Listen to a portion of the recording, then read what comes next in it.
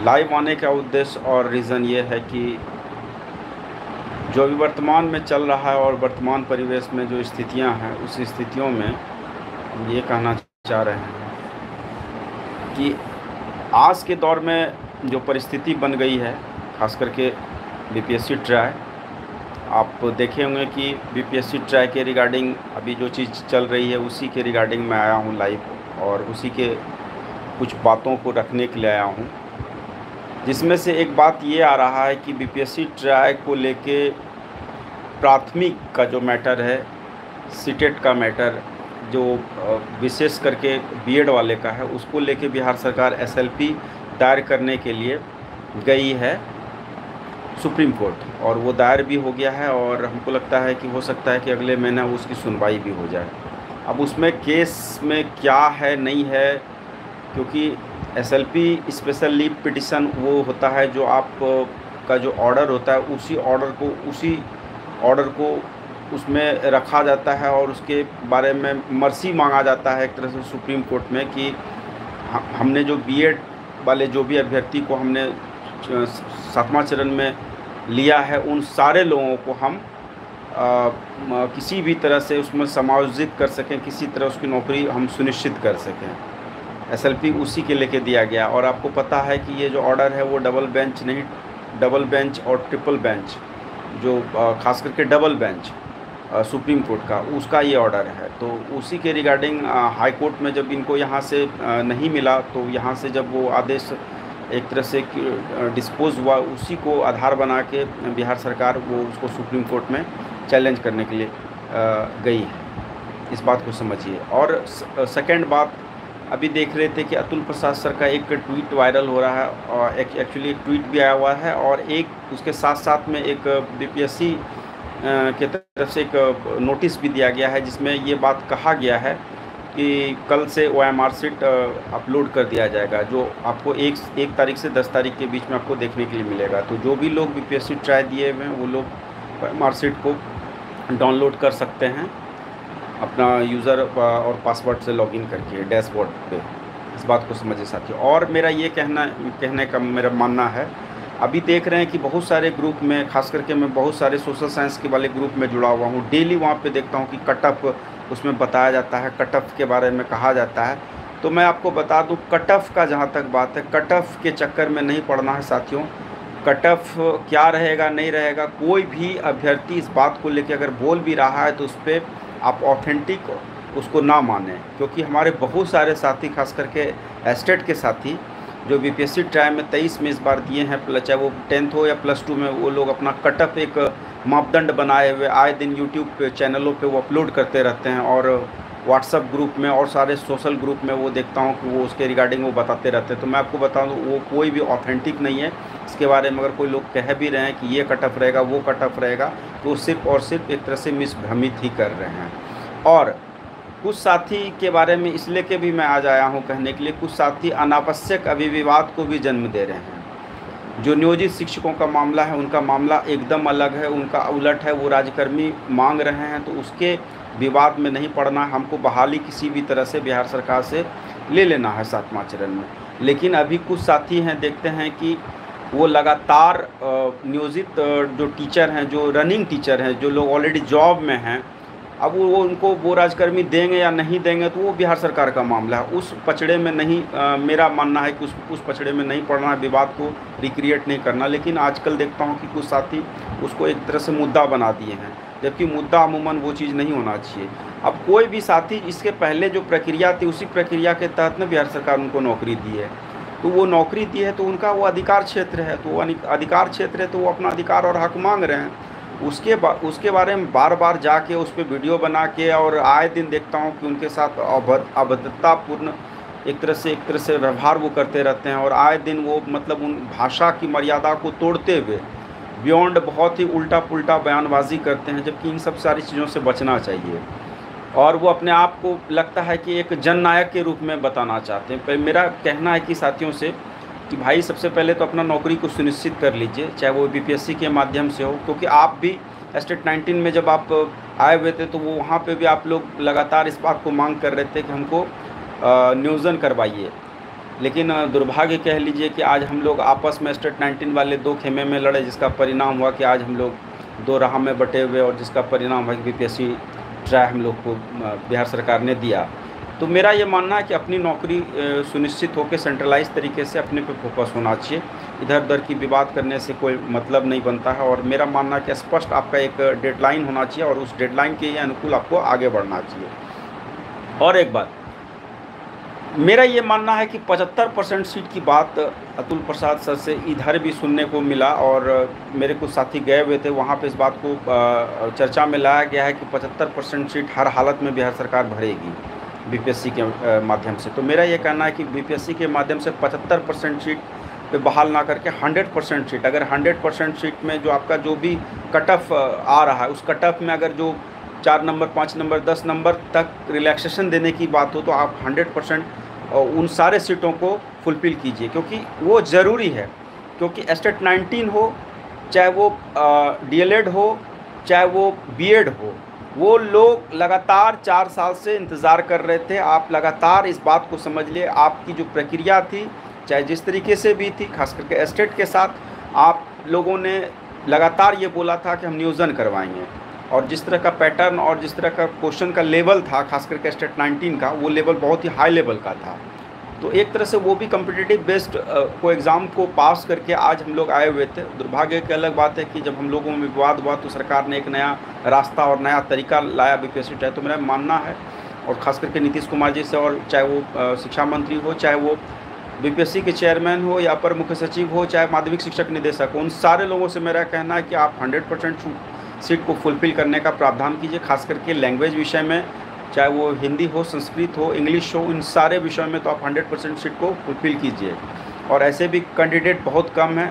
मेरा मानना है कि ये सारे लोग का जब हो जाएगा तो जो सीट बचेगी, अगर 1-8% पे या 10% पे अगर सीट बच जाती है तो आप उसको बैकलॉग को ऐड ऑन करते हुए आप 8वां चरण, जो अभी आप 70,000 समथिंग का देख रहे हैं कि 8वां चरण में मिलने वाला है, तो 8वां चरण में उन सारे लोगों को आप मौका दें, मेरा मानना है।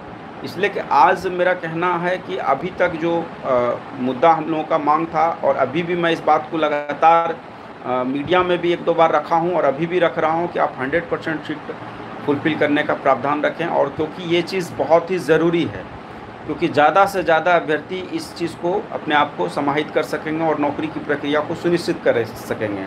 क्योंकि बहुत सारे ऐसे अभ्यर्थी जिनका एज अभी बाउंड्री लाइन को आ चुका है, और इस बार इसलिए कि अगर वो छट जाएं तो शायद हो सकता है कि नेक्स्ट टर्म में उनको मौका न मिले, क्योंकि एज रिलैक्सेशन एक बहुत बड़ा फैक्टर होता है। और बहुत सारे ऐसे अभ्यर्थी हैं जिनका एज फैक्टर इस 7वां चरण में देखने के लिए मिल रहा है। तो बिहार सरकार से, खास करके नीतीश कुमार जी से और तेजस्वी यादव जी से, और शिक्षा मंत्री चंद्रशेखर यादव जी से, और जो माननीय सचिव सर हैं, चाहे वो बीसीबी के अध्यक्ष आनंद किशोर जी का भी आज देखिए प्रेस कॉन्फ्रेंस, उन्होंने भी बोला कि 3 अक्टूबर को हम STET 23 का रिज़ल्ट जारी कर देंगे। तो हम जान रहे हैं कि STET 23 में भी बहुत सारे अभ्यर्थी ऐसे हैं जो एज की वजह से छट गए। तो मेरा ये मानना है कि 7वां चरण में जो एज का फैक्टर है, उस एज के फैक्टर को ध्यान में रखते हुए, खास करके जो कट ऑफ से भी अगर कुछ अंक रह जाते हैं तो आप 100% सीट को फुलफ़िल कीजिए, 100% सीट का प्रावधान कीजिए, ताकि वो लोग समाहित हो सके, वो लोग अपना नियुक्ति को कहीं ना कहीं प्राप्त कर सकें। इस बात को समझिए, और इसी लेके मैं आज आया भी हूँ।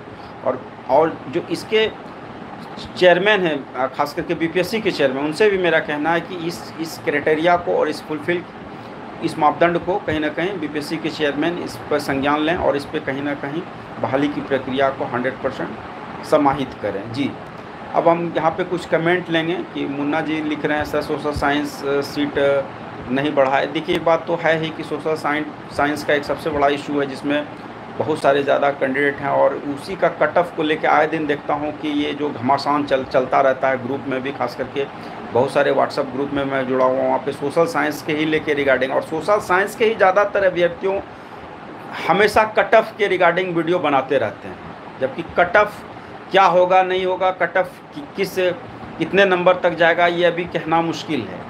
कोई भी अभी तक जितना भी यूट्यूबर आए दिन जो अपना यूट्यूब पे आके जो कट ऑफ का जो PDF बना रहे हैं, वो सिर्फ और सिर्फ एक अंधकार में धोखे में रखने वाली बात है। क्योंकि ये लोग आपको पता होगा कि लगातार ये लोग भी बोलते थे कि 60-40 होगा, 80-20 होगा, सूत्र ये है, सचिवालय में ये हो रहा है, वो हो रहा है। इस बात को समझ ली, इन लोगों के किसी भी बातों पे कोई विश्वास मत कीजिए। और जो लोग कट ऑफ के रिगार्डिंग कोई वीडियो भी बना रहे हैं तो इसके गंभीरता को, इस बात को समझिए। गंभीरता को आप, इस बात को इसलिए कि हम बोल रहे हैं कि जो लोग भी कह रहे हैं वो बता रहे हैं, आपको वो चीज़ जारी नहीं कर रहे हैं। हाँ, कल से OMR सीट आएगा, हो सकता है उसके बाद कुछ आधार मिल सकेगा, उसके बाद कुछ चीज़ देखने के लिए मिले, लेकिन अभी तक जितने भी इसके रिगार्डिंग वीडियो बने हैं वो कहीं ना कहीं सब फेक हैं। वो सिर्फ और सिर्फ एक अनुमानित है, तो और अनुमान नहीं चलता है, जेन्युइन चलता है। जो जेन्युइन है, जो चीज़ सही है। और मैं आए दिन देखता हूँ कि यूट्यूब पे बहुत सारे ऐसे चैनलों में, खास करके बहुत सारे यूट्यूबर्स कह लीजिए, कि आए दिन कट ऑफ के रिगार्डिंग ये वीडियो बनाते रहते हैं। वो सिर्फ और सिर्फ व्यूज़ के लिए और सिर्फ प्रमोशन के लिए। उनके पास ना कोई सूत्र है, ना उनके पास कोई वैसा ऑथेंटिक कोई जानकारी है।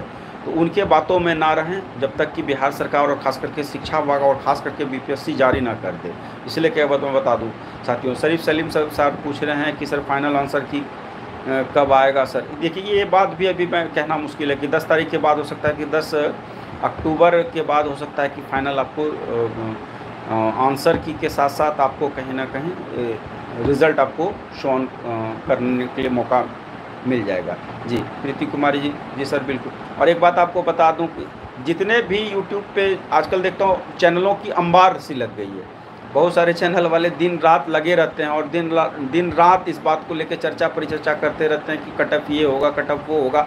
खास करके सोशल साइंस विषय के, सोशल साइंस वाले विषय के ज़्यादातर अभ्यर्थी वो कट ऑफ से रिगार्डिंग ही वीडियो बनाते रहते हैं। और कंप्यूटर साइंस के विषय के अभ्यर्थी ज़्यादातर नियोजितों के साथ कहीं ना कहीं गुमराह करने का काम करते रहते हैं। नियोजित जो शिक्षक हैं उनसे उलझने का काम करते रहते हैं। तो ये दो विषय के अभ्यर्थी ही ज़्यादातर विवाद को रिक्रिएट करते रहे हैं और विवाद को अभी भी वही लोग रिक्रिएट कर रहे हैं। और जिसके हो ना हो, इसका कहीं ना कहीं दुर्भाग्यपूर्ण परिणाम भी देखने के लिए एस्टेट 19 में जिससे मिला, हो सकता है कि BPSC ट्राई 23 में भी देखने के लिए मिल सके। इस बात को समझ लीजिए।